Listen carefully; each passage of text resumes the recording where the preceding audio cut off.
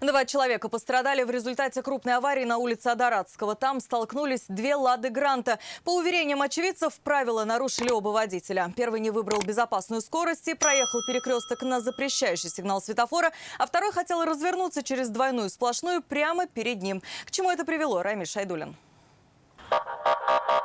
С места аварии медики госпитализировали 52-летнего водителя такси. Ему в этот вечер не везло. Он получил множественные переломы и нуждался в медицинской помощи. Удар пришелся именно на его сторону. В шоке был.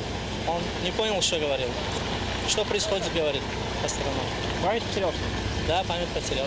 24-летний водитель второй «Лады» пострадал не так сильно. У него ушиб колено. Он рассказал, что аварию спровоцировал таксист, так как грубо нарушил правила дорожного движения. Он стоял на остановке и резко пошел через двойную сплошную, на тормозной путь короткий был.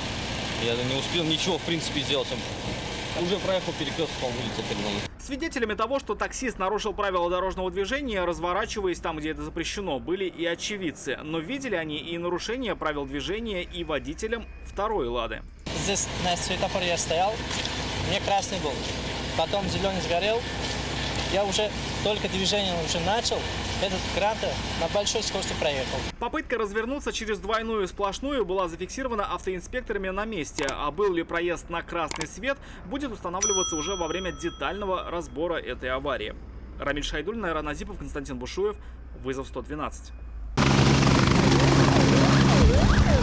Мы с теми, кто спешит на помощь. Смотрите программу «Вызов 112» на нашем сайте и YouTube-канале ТНВ.